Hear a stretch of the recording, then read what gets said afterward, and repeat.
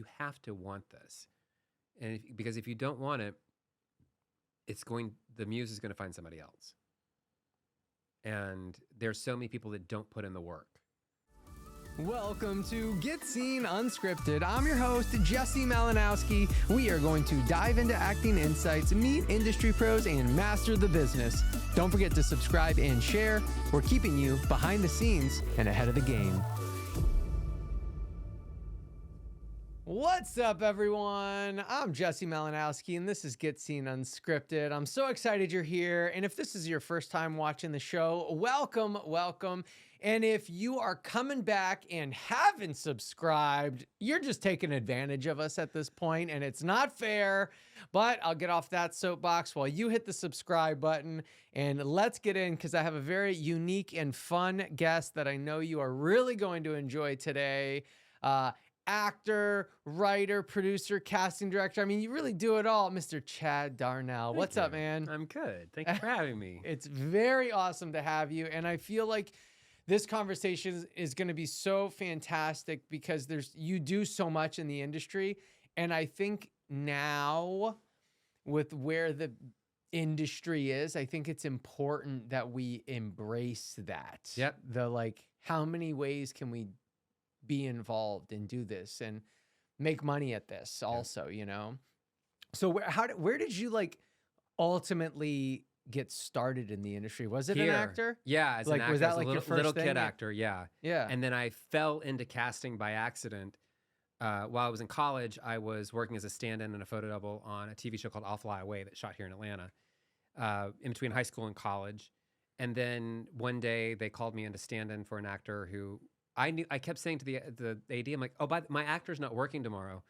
And one of the other stand-ins like, no, don't tell him that, because then you come in and then they have to pay you for the day. I was like, oh, okay. So then the call sheet came out, and sure enough, I was still on it. And so I remember walking in, I was like, and he looked at me, he's like, why are you here? I said, because you put me on the call sheet. And he's like, oh man. I said, so you have to pay me? And he's like, yeah. That's what I heard. And and he said, okay, well, since we have to pay you, go to the extras casting office and help them make phone calls, because this is back in the day when there's, this before the internet was even a breath. And wow. So I went up to the extras casting office and started working with Cynthia Stillwell. And I mean, it was like literally just calling people out, paging people, having to give details. And that's how I fell into extras casting. Wow. And I did that all through the 90s. And the end of the 90s, I started working with another casting director here in Atlanta who did a lot of the principal casting. And after a year with her, I went to LA. And then I was in LA for 16 years. But then the first 6-7 of those years were extras casting at Central Casting, which gave me such an incredible foundation, because I was in every tone meeting, every production meeting. I was on set every day. Alias, Crossing Jordan, Judging Amy, Cold Case, big films like Spider-Man, and the first one with Tobey Maguire, and Catwoman, which was that's still one of my favorite experiences, because it was I did all the reshoots. We literally reshot half the movie in 3 weeks before it opened. Oh my With gosh. 3 units going at once. And, whoa. So it gave me a foundation, but it also introduced me to all these people who become my friends, and they taught me about writing. They taught me about producing. And so when I left extras casting at that point and then started doing all these other weird little jobs like Celebrity Rehab and getting into the reality world and working for an actress and writing scripts here and there and then producing and doing my own short films before I moved back to Atlanta, that foundation all started in extras casting. And I had no interest in going into principal casting. And why? Polly Perrette from NCIS, it was a good friend of mine, and there was a script that I wrote called Joey Stefano, and I'm still trying to get this movie made. And the way that I would talk about it, Polly would always say, you need to direct that movie. And I said, I can't direct. I said, I don't want to direct. And I said, this is what I said. I said, I don't feel comfortable telling actors what to do. And she was driving at the time, and she said, she almost pulled the car over. She goes, that's not what a director does. And and this was even, this is before principal casting. This is before directing. This was like, I didn't feel comfortable in telling other actors what to do. It's like a confidence thing. And I think as an actor, we're that rule gets put on you, don't give another actor a note. Yeah. So that's a very I know exactly what you mean. Yeah. That might actually be that's That's like to- therapy. That That's what could it have actually is. been the real mark. 100% that's what it I is. didn't want to give another actor a note. Yeah. You're like, I'm not supposed to. Yeah. That's what I know. Yeah. But then I wrote, while this was happening, I wrote a friend of mine, we did like a no budget, low budget film that I wrote it was like an anthology stories, short little films that all happened in one place. And all of the cast kept coming to me for direction because the guy that was directing was not a very good director. And so that was when I realized, oh, maybe I can do this. So that I did my first short film, Groom's Cake, and then it won a lot of awards all over the country. And then we did a feature film sequel to that, which was a mockumentary style movie that did really well on the festival circuit. And so I was like, oh, maybe I can direct. And then at that point, I was like, oh, now I like working with actors. Now I like directing actors. And I'd been studying acting, and I'd been on set watching all of these directors work for years, shadowing them, on set at 3 o'clock in the morning, downtown LA on Alias. So I was like, oh, wait, I do know how to do this. And so on Selma, that was the first experience that I had with like working with actors in the room. And then Magic Mike XXL was the same way. So it's like, I really liked working with actors in the room, but also it's like, I come from a world, and Cynthia and I did a little bit of location casting back in the day. We did Now and Then, the Demi Moore film in 94. And then I did Gingerbread Man with Robert Altman in 97. So I had worked with other actors. And then when I worked for that casting director in the late 90s, I just didn't feel comfortable with it. But then I started to realize, oh no, this is something I can do. I know how to direct actors. And Josh Radnor gave me the greatest compliment on Mercy Street because I was only doing the extras casting, but then they were constantly upgrading extras on the show. And these were skinny white kids that were playing, Civil War reenactors. So it's like they had to be a certain body type. And so it was a Civil War hospital was what the show was. And so they would always bring me in, and then I'd have to grab all the extras and like get into their little heads and like tap around, like, what do you want? What do you want in the scene? What do you think she wants? What are they expressing? And then I found out later from Josh, he said, one of my favorite, Mary Elizabeth Winstead and Josh Radnor were the two leads on the show. One of our favorite things is when they would upgrade extras because we loved like watching you work with them to like get a performance out of them. Oh man. And I was like, wow. He's like, you're really good at this. And that was really, when he said that to me, I was like, okay, I think I am good at this. And so that was the beginning of my journey with like really committing to location casting. I mean, it has everything to do with confidence, right? Yeah. So like you were put in a situation that you had no choice, you had to do it, and then people saw it and were like, wow, you're really good. And then you're like, I am kind of good at I am. this. Yeah, exactly. Yeah. What ultimately made you come back to Georgia then? The tax credits. That's what it was. At the time, Cynthia had come back. Cynthia grew up in Savannah, moved to Atlanta, then she moved to LA for a while, and so she came back. And she was like, there's going to be a big boom again here in Georgia. And so at that point, I was kind of tired of LA. I'd gone through some things in LA with friends. And so I was ready to get out of town. And when I moved back, it was like there was the show. What was the theater that's down near the airport? It was Screen Gems at the time. Mm-hmm. They had the TV show Resurrection. So Cynthia was working on that show, and then she got Devious Maids. Oh, yeah. And then there were a couple of other smaller shows, but I mean, that was pretty much the only soundstage at the time. And then over the next 12 years, everything's kind of blown up, and 12, 13 years. And we went from like the market of like a very small market of actors to a gigantic number of actors where agencies are purging people left and right now. Yeah, I mean, so many actors. I mean, it's blown up so much. I mean, but that was still so early. It was, yeah. Did you feel like you had some like foresight to like, oh, it's gonna get better, or you were just like, I kind of want to get out of LA based on life shit, and like, oh, back home is not that bad, so like, I'm just like. Yeah, and I think part of it was my parents were getting older, and so I was like, that was part of it too. I needed to get back to Georgia for that. The big thing for me though was I think the universe was just like, you need to go. You need to get out of here, because I could not tell you back in 2013 when I first moved back, because 13 to 16 I was still back and forth to LA. I officially moved out in 16, but I was working all over the Southeast from 13 to 16. I was in Richmond, Birmingham, Charlotte, Savannah, a lot of that time.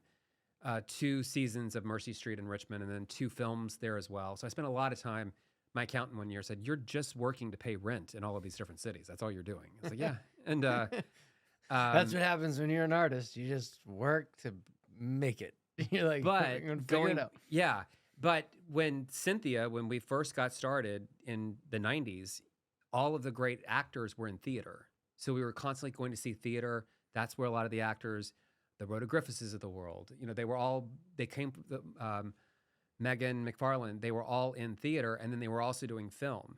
And so I saw a lot of theater. Back in the 90s, every actor was with every single agency in town. Oh yeah. Oh, Did you hear about that? Yeah, totally. I mean, and it's still like that in Florida, but yeah, you would have you'd just be with everyone. Whoever gets me an audition, I'm with you. Whoever got the headshot in first. Yes. Whoever couriered the headshot in first. And then even then it was like you had Kathy Artigree over at AMT saying, no, I got that headshot in first. And that was where we were fighting, trying to, like, who was getting the commission if the actor booked the job. Wow, yeah. And so now it's like you have to be exclusive to the one agency in town. Course.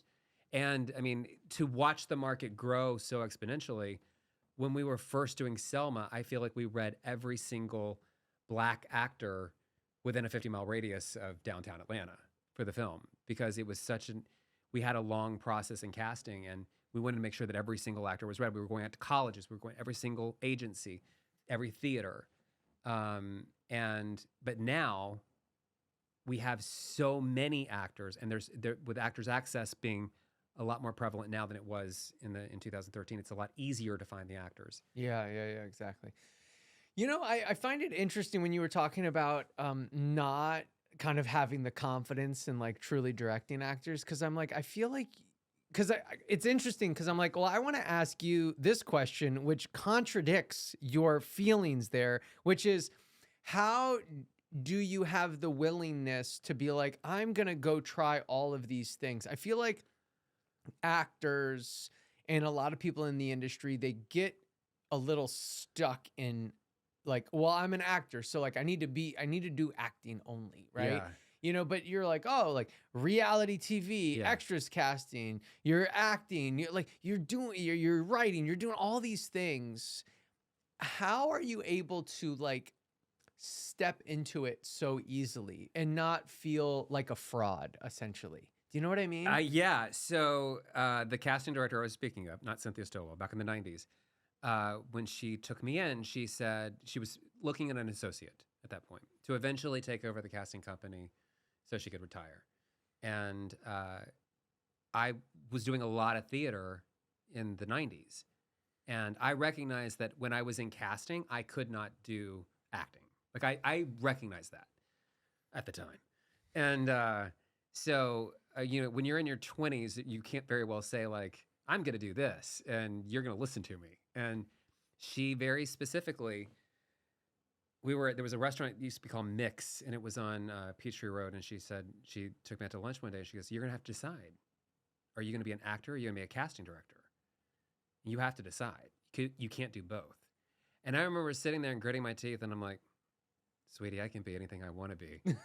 And I think that was the beginning of my evil villain origin story. It was like, watch me. And then the best part of that was I was having a really bad day at some point 3 years later, and I was on the Disney backlot, and that's where we shot Alias. And there was this gigantic, like 18-foot poster of Jennifer Garner on the side of the wall, and the new caption was, I can be anyone I want to be. And I was like, yeah. That was like a sign from the universe. And it was like, and so I think that was really, that I can tell you what she was wearing, what we were eating, what time of day. I remember everything about that moment. Like, who do you think you are to tell me what I can and can't do?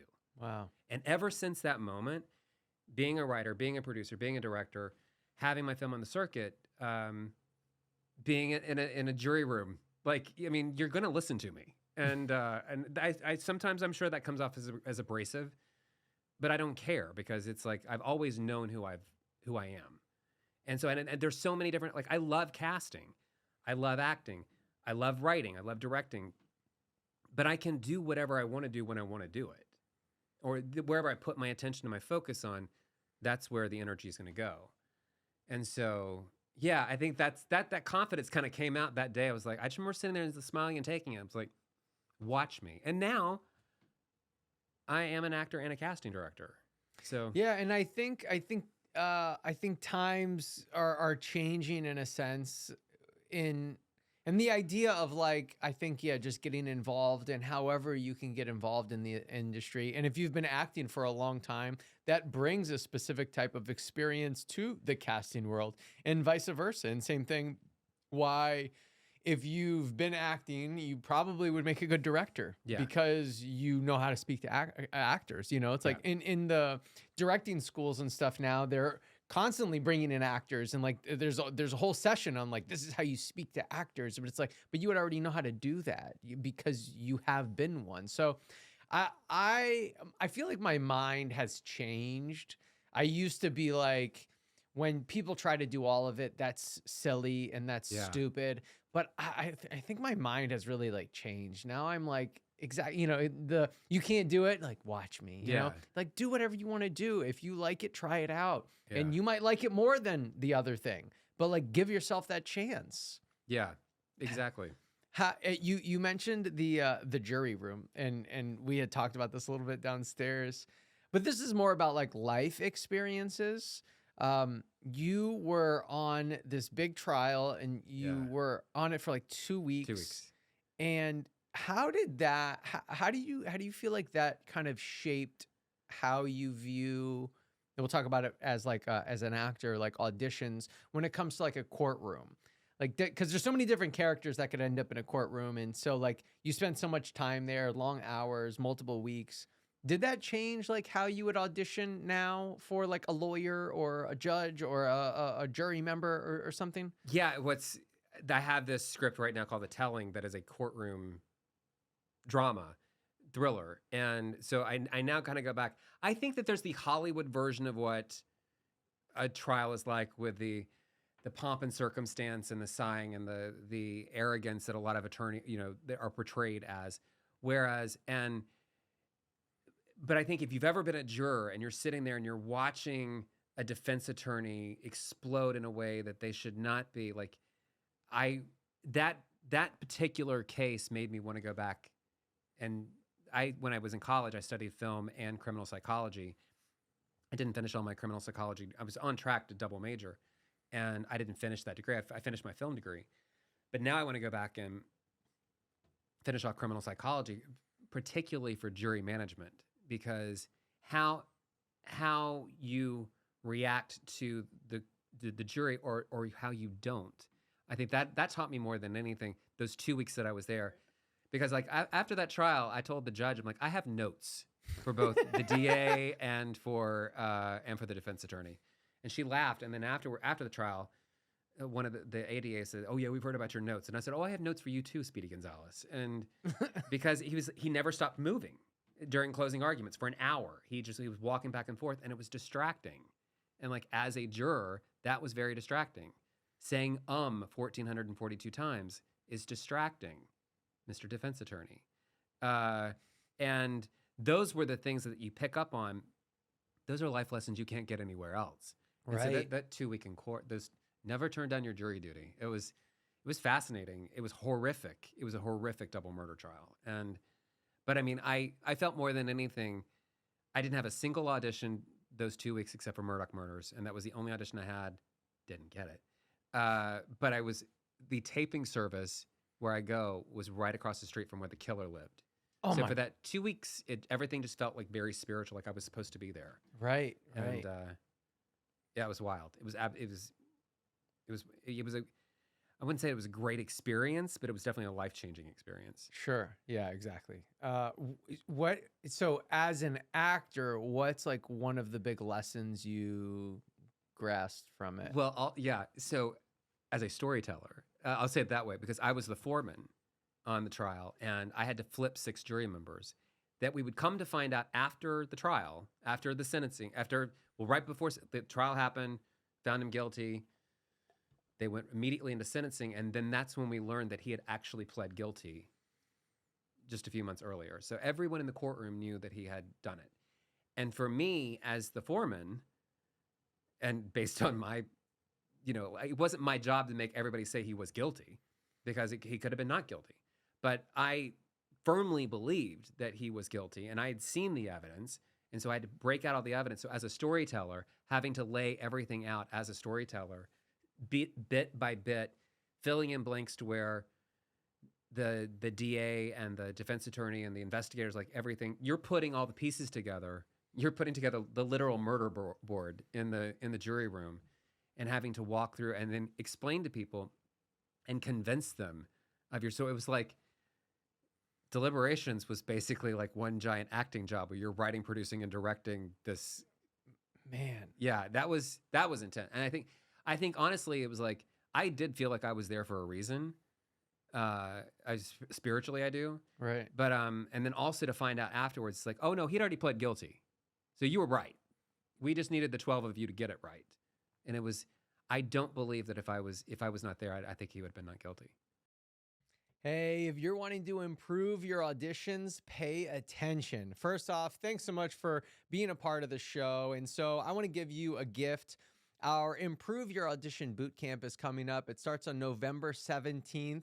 It's 5 workshops over the span of 6 days. We're bringing in 4 casting directors and 4 of our Get Seen working actor mentors. This is going to be an incredible week for you to really be able to improve those auditions.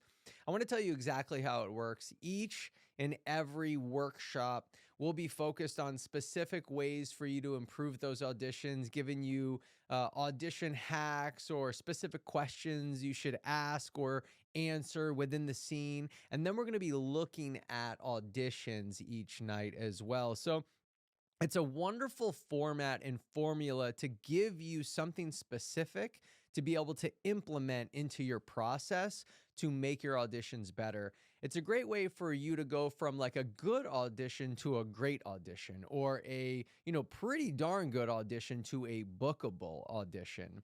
And so this is a really fantastic boot camp that's only $37. It's starting on November 17th.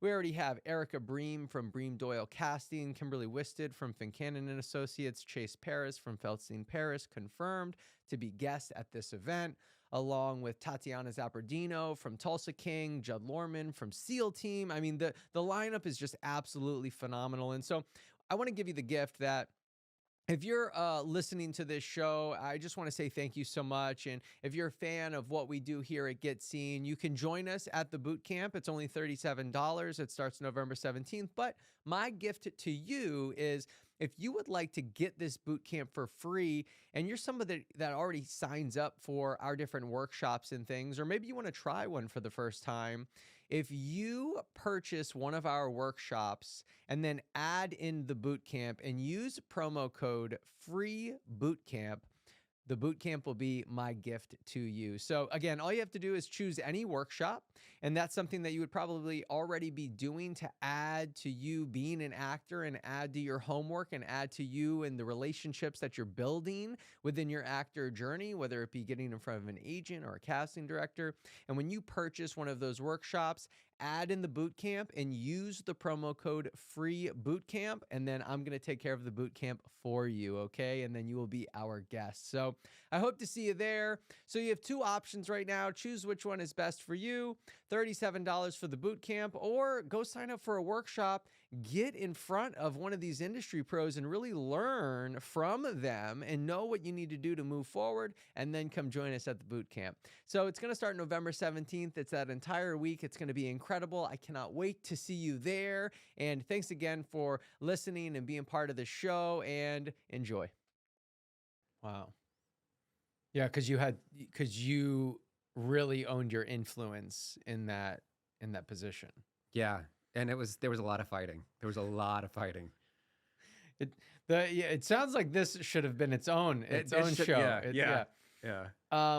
So as I want to hear it on both sides of it. So as a casting director, how has that influenced how you are as an actor? And then as an actor, how has that influenced you in your casting? So the good and bad part of it is, when I do an audition, I know how to leave it in the room. Mary Lynn Henry, she wrote the original book, How to Be a Working Actor. I took a class with her in the 90s, and she got the best piece of advice I've ever heard. Do the audition, go eat Mexican food. Meaning, do the audition, forget it. It's out of your control. There's nothing that you can do at that point. That's the best piece of advice. And I know any audition that I do, I'm perfect for this. I'm going to book this. This is my role. They're going to bring somebody from LA. I'm perfect for this. They're going to book a different ethnicity. They're going to change it completely. They're going to make it older, younger, male, female. There's something's going to happen that's going to change the entire. So you can never get attached to the outcome of an audition. But then also the thing that sucks is I know the moment that it's like they're going to cast Aaron Goldenberg. It's like, and they did twice. You know, so it's like as a casting director, I know who they're looking at because I just know like who. As a casting director, I would be looking at, who I would be considering. Shout out Aaron Goldenberg. Yeah. Damn it, Aaron. Jeez. Every time I knew, I did. I've seen him in the gym a couple of times. Did you book Grosse Pointe? He's like, yeah. I was like, yeah. You bitch. Yeah. Yeah, I know.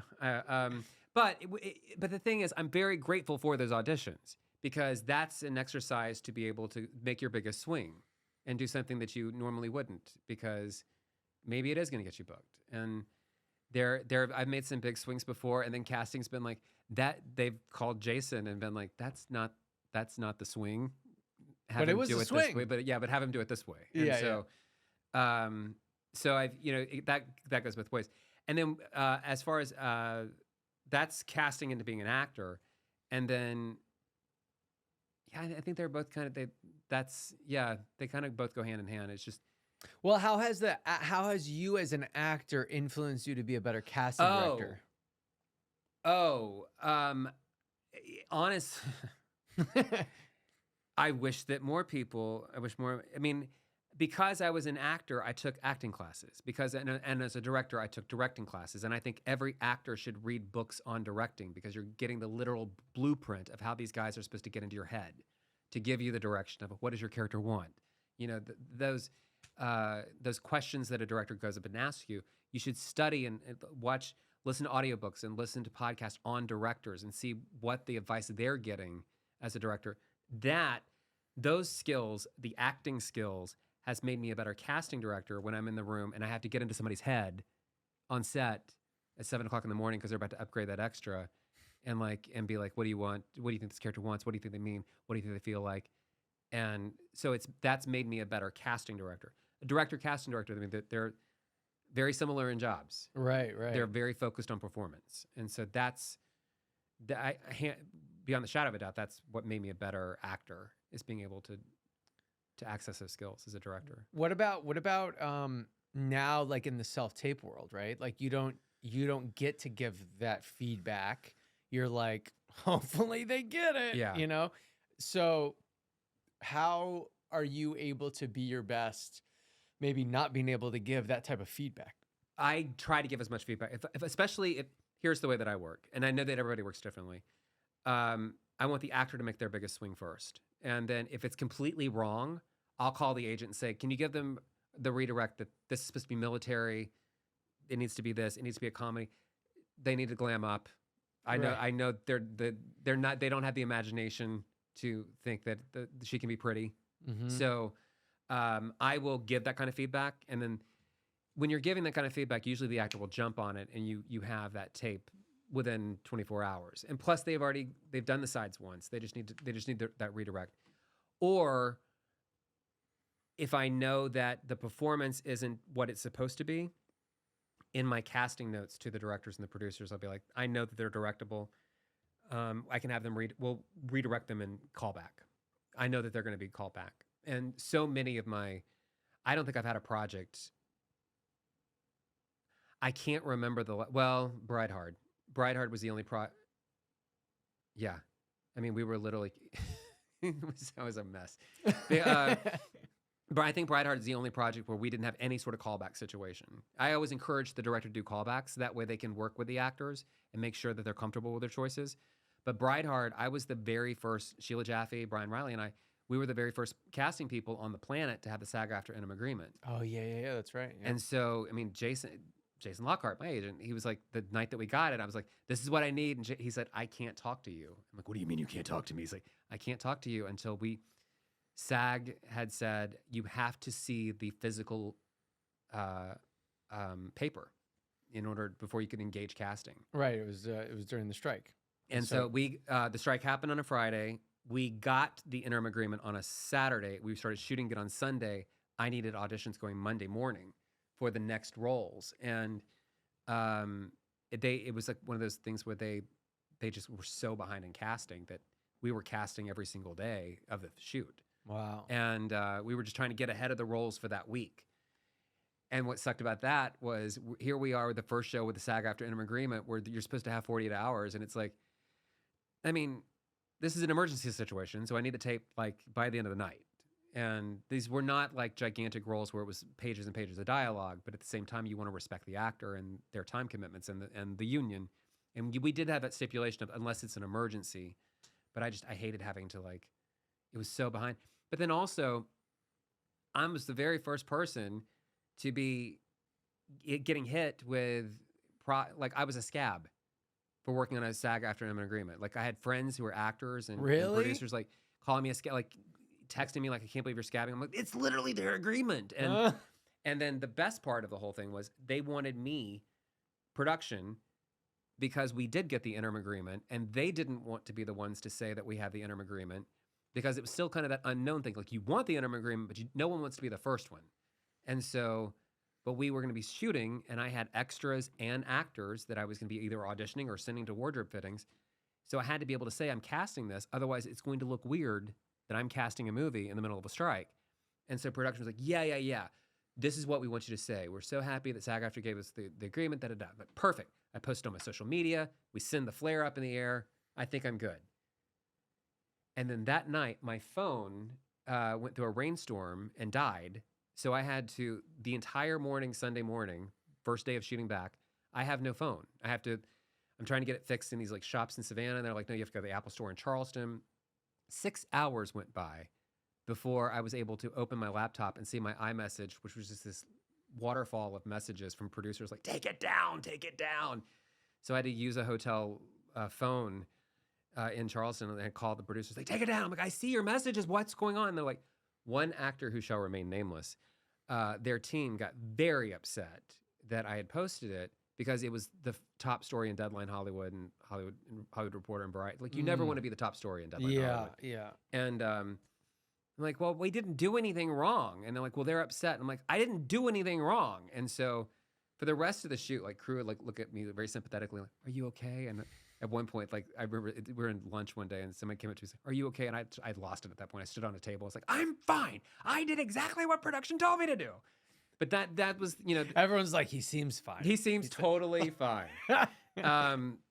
But again, like I was having to make TikTok videos educating people about what the SAG-AFTRA interim agreement is. And like big name actors are coming at me saying that I'm doing that I shouldn't be doing this because, well, it's going to sell on cable one day. Well, maybe, but right now it's an independently financed production. It's doing everything within those rights.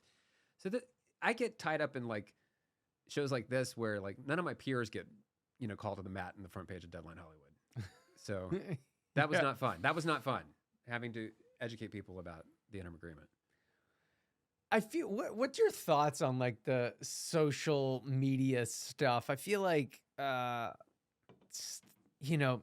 fires come up quick and then they also like go down quick. It's like, it's just, I feel like everybody just needs to relax. Everybody just needs to chill out. There are so many creators who love to duet casting directors and, say that what they're doing is wrong. Now, obviously, if it's a scam, call them out. You need to call it a scam. But if you ask 10 casting directors what their opinion on something's going to be, you're going to get 10 different answers. Right. You're going to have the casting director who doesn't want you to use props. You're going to have the casting director who you have to have a blue backdrop with like no headspace. I feel like casting directors in those kinds of situations should allow the actor to be the actor. They have to camera grip and electric everything else about the audition. Why not let them hold a beer bottle? Right. Like it's fine. So yeah, there's a lot of people that love to make comments about like, you shouldn't do this, casting, blah, blah, blah. But then a casting director will make a flippant comment in social media. And we've all been there before. And everybody like comes out with pitchforks and torches and is like, take them down, ruin their careers. Everyone just loves to have like their voice, I guess, They don't want to share it, but it's always a disgruntled actor. Right. I was about to say, but why does it always have to be like so angry and people are always so upset? Like, why can't we be so excited about things? Like, Why can't we have the same tenaciousness on social media about like Yeah. something positive and fun and helpful? Yeah. Not you're wrong, you're doing this terrible, you're the problem. Like I just feel like it's always that. Yep. It's a lot of people who are very unhappy, and but that's also social media. It's wanting their very loud voice to be heard. Yep. I like that you said pitchforks. Pitchforks and torches. I just imagine everybody, you know, their old school pitchfork. You only watched 5 seconds of my audition? How dare you? Who was I talking to the other day? I was talking to somebody the other day, and they're like, you know, the thing that came out with like Raven about the 5 seconds? They're like, it's true though. I was like, I know. And I'm like, you know, if it's not good. And I'm like, you know what? When that came out, I was like, I was not offended. I was like, they're watching more than 5 seconds of my audition. I'm not worried about that. That's for the people that aren't that good, or like, you know, immediately. Or if I'm definitely not right for it, totally don't waste your time watching my tape. But bring me in for the next one. Or if your headshot looked like this and you have a beard and your hair is 7 inches longer, well, that's not going to be my priest, right? Or whatever. You know, it's like that happens a lot. Where it's like that you no, baby, no. Like that's and also if you have red hair, I'm not going to ask you to dye it black for an 18. Like that's I have other actors, so it's like you need to look like your headshot, otherwise, you just wasted your time. And you know what's funny about the like, I'm not going to ask you to dye your hair. Is I'm like, I feel like there's so many actors, and what would you say to this? Is like, I think there's so many actors that are like, yeah, no, I'm definitely not like shaving or cutting my hair or whatever. But then there's so many other actors like, yeah, I'll do whatever. Yeah. Like, I don't care. You know, so like how do actors go? I shaved my head for Alexander McQueen. I was like, I'll shave it. Yeah. Yeah, I'll do whatever. Yeah. How do actors, like, I feel like there's nothing an actor can do in that sense. Like you just either look how you need to look or you don't, because like you said, there's not an imagination. There's not. And that's a great example when you said, I'm not going to shave my head or I'll shave my head. I did a role. I played Alexander McQueen in a film last year. And it was like, I wanted this role. I loved Alexander McQueen as a designer and his story. It was like, if I had blue contact lenses and a shaved head, and a goatee, I'm going to look like Alexander. I will look like him. And so in my audition, I put on like a little beanie and I said, I will shave my head for this role. And I was like, this role is mine. And then I didn't hear anything for a month. And I was like, this role is mine. And then I found then the director was like, oh no, it's totally yours. We just pushed a month. And so I did. I shaved my head, and it was one of the most fun projects I've ever had. I got to work with my accent coach and perfected the accent, and I'm really excited about it. But it's like, yeah, I just shaved my head. Like my hair was this length, and I shaved it down. I called everybody. I was like, hey, by the way, I'm thinking about shaving my head, and all my agents were like, great, do it. It'd be a different look for a while. Yeah, exactly. I'm not doing that again. I'm not. See, now you're the actor. Once the hairline starts to go, then I will. But we're holding on. Do you have a project that like you really, really love? You know, I know that you were on Talent Agent Talk and you guys talked about Righteous Gems. I was like, oh my God, I love this show. But Righteous Gemstones. But is there another project, or maybe that one even, that just you really like loved, like you're really like proud of, had a great time on? As an actor? Yeah.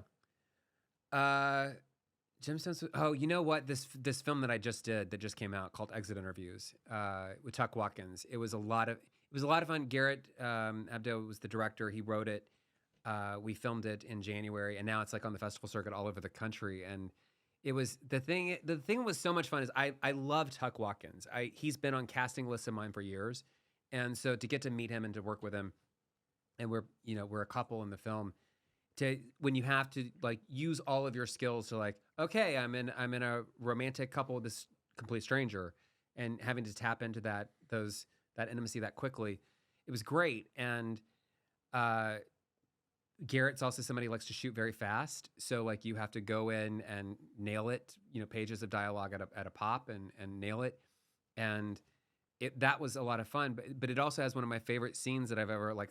I keep telling him, please give me a copy of the scene, or at least the reel. He sent me one scene, which is the breakup scene, but there's this one scene. It's probably one of my favorite scenes that I have on camera, where I don't have a line of dialogue, but it's just a scene we're sitting on the couch, and then phone rings, and he takes the call in the other room, but the camera it just lingers on me, and it's You just get to see all the emotions kind of go, and you see all the emotions of the character go through.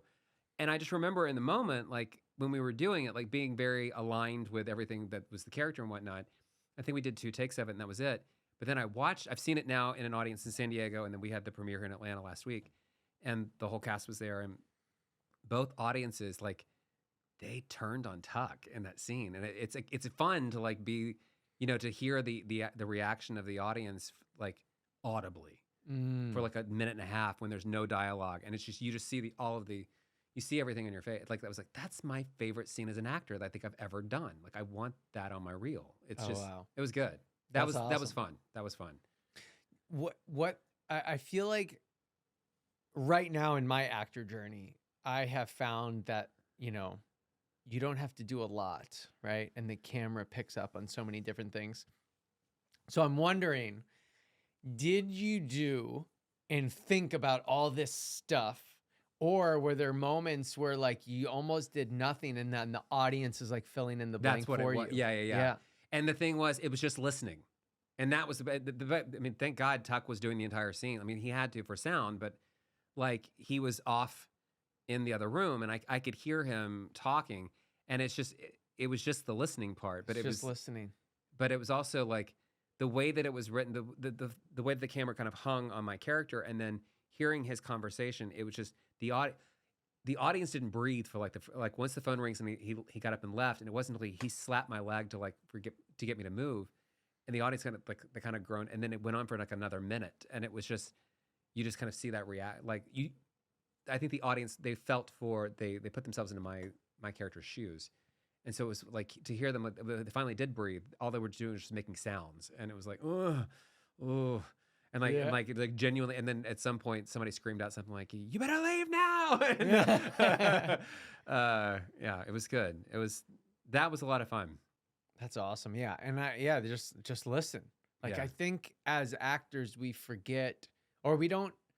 I think there's a couple different elements to like that. It's like one, like, is that enough? Am I enough to be able to just listen? And then I think it's like you're not giving the writer credit, and then I think we're also then not giving the audience credit, right? The audience can fill in the blanks for you. You don't have to show them, you don't have to hit them over the head, and you don't have to indicate and do things. Like the writer has said what needs to be said, and it's like, and just trust that you existing and you thinking and you listening is enough, and that the camera will catch it. Yeah, and especially if you have that chemistry with it, and it's all your prep work going into it, because it's not like we had time to like go out and have dinner and let's get to know each other. Before it was like, hi, I'm Chad, and we're doing this scene. And and it's all the prep work that you have to do as an actor, and Tuck had to do his prep work as well. And but that was the fun part, like just kind of hitting it like the first take, and I'm like, oh, let's do another one for safety, but I think that was it. And then they showed me they showed me I was like, I really like this. This is good. Sweet. Yeah. Nice. Well, we've kind of talked about this, but how important do you think it is, and how can someone maybe get into it, but getting involved in so many different elements within the industry, whether it be writing and acting, or maybe trying out casting or producing, directing, like there's all these different elements. And I think now it's smart as an artist to get involved. What advice would you have for someone, and how important do you think it is right now? Because I do a lot of my work in smaller markets like Richmond and Savannah and Charlotte and Birmingham, soon to be New Orleans probably. It's so important that you get involved in your local filmmaking groups. I mean, Atlanta, we've got a pretty decent size, especially in Facebook with different groups. And Savannah just recently had their 48-hour film project. So people come together, they form little teams, they make their own films, and they've got something to put on a reel. And they can also try out, like, I'm going to try writing. I'm an actor. I'm going to get together with a team of friends, and we're going to write this thing. We're going to shoot this thing. We're going to edit this thing. I think that that's a really smart way of getting into it. Try out what you want to do. But once you're involved in that community, when things come up like, I'm shooting a short film this weekend, or we're going to do this thing, it's creating your own community in those groups that you can, and then trying out those different roles. That's also like when I go into these smaller regions and I have to, like Richmond, when I did a Pharrell Williams movie there last year that was a gigantic musical. And I had spent time in Richmond on Mercy Street and a couple other films. And I found them all in theater because there's not a single agent in Richmond. So like Wow. when you're casting local casting, you have to go through SAG in DC, and they'll send some notices out. But then a lot of people aren't in SAG in Richmond, so you have to literally go to the theater. It's like casting in the '90s. You go to the theaters and be like, "Hey, I'm casting a movie. You want to be in a movie?" And there's one really great agent, sort of like 90 minutes from Richmond. She could get me anything that I needed. That was but it was not local to Richmond, and so when you get involved in these smaller groups, then that way, as the work comes into your town, people can find you, and that was again kind of starting these little starter organizations. Like when I go to teach in Richmond, I teach in Charlotte, or I teach in Charleston, and teach in Savannah. I'm kind of helping build those little communities there, so that when I go back, they've grown themselves. Yeah, I think that's great. And how important do you think it is, like, to remember that, like, I don't know, when you start something new, it's like not going to be that good probably. You know, I feel like we try something, we're like, well, I was bad at that, so let's not do that again. It's like you got to remember that we're constantly growing, we're constantly cultivating these new skills, and you get better each and every time. When I did Magic Mike in Savannah in 2000, Man, I remember when you got that, it was so exciting. I was like so excited for that movie. Yeah. I think we shot it in 14. It came out in 15. I think this was the 10th year anniversary this year. When I went to Savannah, I could not cast a single actor out of Savannah. And the reason was there were two they made films in Savannah, but like nobody was studying acting. And that became obvious like when I went in and I was reading people in the room, but people were getting on their Twitter and being like, so nervous about my audition today. I'm like, well, if you're nervous about your audition, there's no way I'm putting you toe to toe with Channing Tatum. Yeah. So like if you're nervous in front of me, so they were sabotaging themselves, but they didn't understand Slate. They didn't. So like I had to go and I started Base Camp Savannah. So I started teaching in Savannah over years, and I had to help grow the market. To your point about at the beginning, it's not going to be good. I mean, when I moved, the Savannah Film Commission and CETA, the Savannah Economic Development Authority, they paid for my move to Savannah in 2016. And so I was living in Savannah, casting the films that came through town. And I'd been teaching there for 2 years at this point, 14, 15, 16. And we had made some headway. But then there was a film called Dear Dictator with Katie Holmes and Michael Caine, Lizzie with Kristen Stewart, L.A. Minute with Kiersey Clemens and Gabriel Byrne, and then Beast of Burden with Daniel Radcliffe. So 5 films I was casting at once in this period of time in Savannah, and we were casting a substantial amount of people out of Savannah. Living the Dream came in; it was a series. Because the talent was I would send auditions to people that I knew were never going to book it, but I needed them to have the experience of getting on tape and doing that audition, coming in and doing that audition. Because if they didn't get this one, they're not going to get the next one. They're getting better. They're learning. And if they stick with it, then they probably are going to want to start taking classes and educating themselves better. And now those people, I can't tell you, the most excited I get is when I see a terrible actor from 2 years ago turn in an audition that blows me away. I can't tell you how fast I call the agent. I'm like, oh my God. I taught a Zoom class a couple weeks ago, and one of the people on the class, she took a workshop from me 2 years ago. I'm like, oh, you're terrible. And like, you're not good. And, but she's one of those people that she's constantly studying, and she did the Zoom and it blew me away. And so that's exciting. Like but again, like in the beginning, like when you're teaching people, you give them just enough that they can handle at the moment. So like, you're not going to hit them as hard trying to make them cry. Nobody should be doing that anyway. But you try to be encouraging, and kind of piecemeal them the praise and the notes, so that they will keep going. And that's been, and I get so excited now when I see actors that have, like, you see the growth that they've done. Well, because you know the amount of work they've had to put in to get there. Like, it doesn't just happen off like 3 more self-tapes. Yeah. You know, like they've had to like really study. They've had to work, and you're like, dang, you put in the work. And that is exciting. And I feel, because I am in these smaller markets where I am having to find the actors. So like I have a more vested interest in their livelihoods and in their education. And that's why I continue to teach in these smaller markets. So they are continuing to grow. But, you know, a lot of my peers who are here in Atlanta who can swing a dead cat and hit, 5 actors, they don't have to deal with that. Like, they're not having to, like, they're not worried about, like, oh, well, Jesse wasn't great 2 years ago, so, like, I wonder how he is now. I mean, I'm sure all casting directors do the same thing. It's like, if you're starting off in Atlanta, you get an audition, but it's not great. They might not call you back in for a while. They're not going to keep calling you in. The win is you're doing something right if you keep getting called in by that casting director. That's the win, because they know that you know what you're doing. Yes. They're not going to waste their time. They're not going to waste your time. I wish actors could really, truly embrace that win. Yeah. When you're not getting the booking, it doesn't feel as good, right? Even though that is a win. It's like, there was a time where you would like kill for these auditions. Now you're getting the auditions and you're like, well, I'm not booking. They don't like me or whatever. And we create these stories that just simply aren't true. False narratives that are not there. Yep, exactly. And you don't know, like, I was on a panel last weekend, and you don't know what's going to happen with that role. That role could be cut. That role could be brought in from LA. The role could become something completely different. Yeah, you have no idea what happens behind the scenes, and you just have to know that. Yeah, like, you have no control over once you have to focus on you and getting better. And like, I did that audition, and I know that I did a good job, and this is what I think next time I'm going to try to improve and continue to focus on progress. Like, and then the bookings will come. And for so much of my auditions, it's like, it's not about this audition, it's about the next one.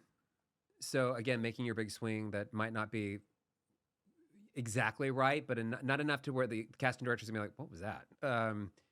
Making a swing at it. But sometimes, like, if you're getting the audition, they want to see what you're doing. They're not going to waste your time, and they're not going to waste their time.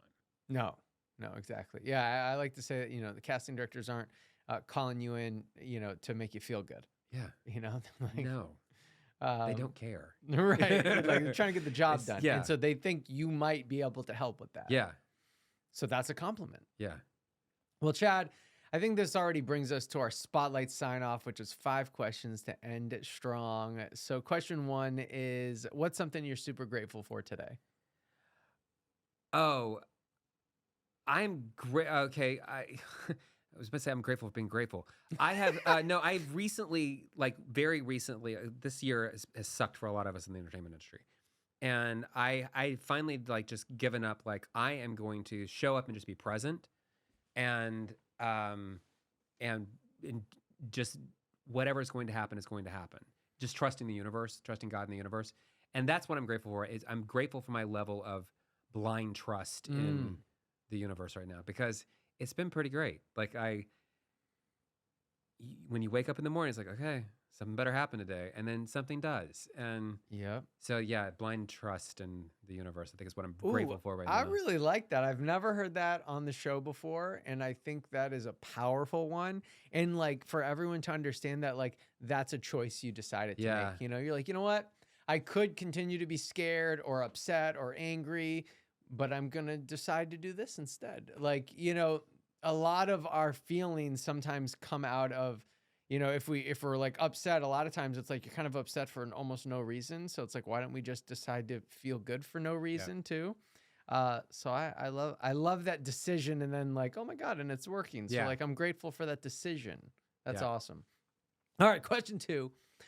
What is a television show, film, or book that changed the trajectory of your life? The TV show V. You're too young for V. Yeah, no, I don't so know V. There was a reboot that was not good. So it was terrible. That looked so good. But there was a TV show called V, NBC. It was 1980. And it was about these aliens who came from outer space, and they were taking, it's about fascism. But they were lizard people under human skin. And the thing that, I mean, it was terrifying as a kid. I loved the storytelling of it. but I became obsessed with the actors, and I got to work with Jane Badler and Mark Singer. Jane Badler was in my movie Birthday Cake, and Mark Singer was in Undertaker's Wife, and so I've become friends with them, and so it's been really fun to be friends with like your heroes growing up, and the storytelling in that as well, and that's one of the shows that it changed my Wow. life as a kid, I love it. and it's so good. It's so good. It's so good. The show's so good. Which, if we watched it right now, would you still think it's so Yeah, good? no, I'm part of this like I'm several V fan clubs on Facebook, and everybody like this show really holds up. It really does. Really? It was way better than the reboot. It's over the. I mean, it was 1980, so it was like campy, and then there was 2 miniseries, and then there was a 1-season series that was terrible, and everybody admits that. But it's V. V. All right. Nice. So stupid. What's something in your daily routine that you really cherish? Reading every morning. I get up Oh. every morning and I have my coffee. I read my little daily devotional. I read a little bit. Currently reading Kamala Harris's book about her run for the presidency.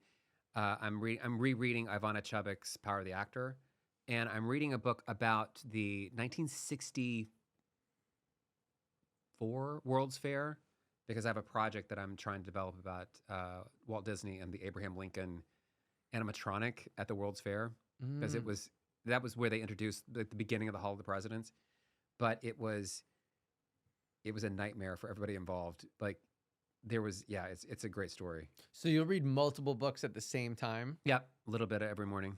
Wait, you're reading all 3 books? Yeah, in the morning, Like yeah. in the morning? Yeah, for about 45 minutes.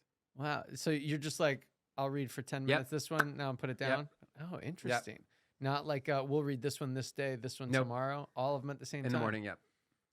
I feel like I've never met anyone that will read multiple books at the same time. Yeah. I mean, like at the same time in the same week, but not like in the same city. Nope. It's been I started that like back during COVID. And you're just like, all right, I'm done with this one, but I don't want to stop reading. Got it. Just with her book, I'm reading like 2 chapters a day, and then, and with Ivana Chubbuck's book, any sort of acting book, because there's always one acting book, or like a book on directing or something. Only like a couple of lessons, so like not reading like 20 pages of Power of the Actor. Okay, yeah. Awesome. I love it. All right, question 4 is, what is something you're trying to improve in your life right now?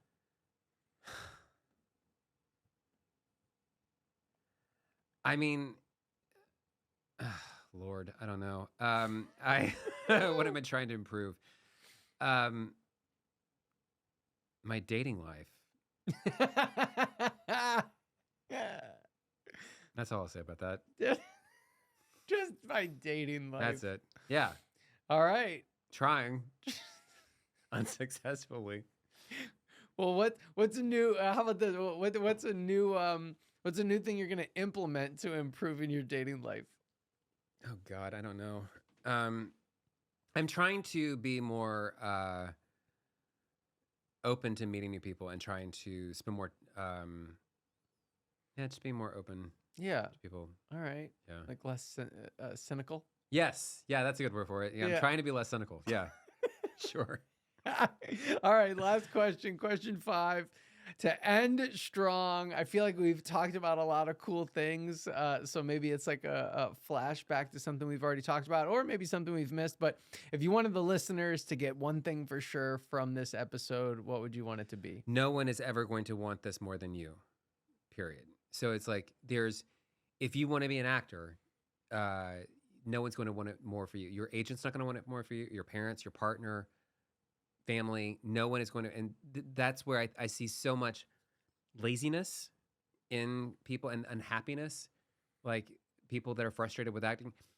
Unless you are doing the most that you can do, unless you're doing everything within your power and then leaving it up, do the audition, go eat Mexican food, essentially.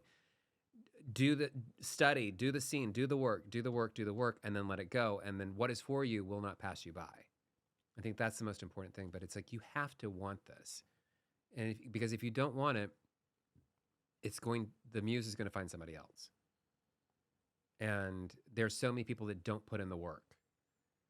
And I can see it in auditions as a casting director. I can see it in auditions. I can see it when I send an EcoCast out and the audition doesn't come into 5 minutes before the deadline. Right. And it reflects in the work.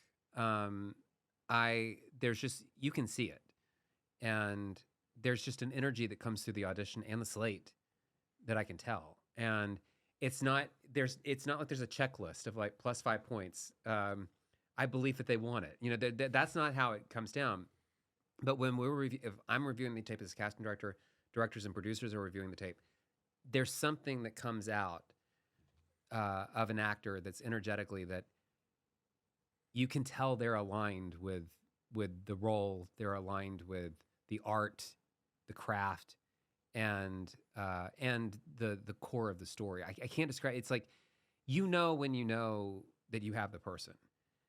One casting director, you say it only takes one, and that I firmly believe. It's like you always want to have options for your casting for your people, but you just need that one.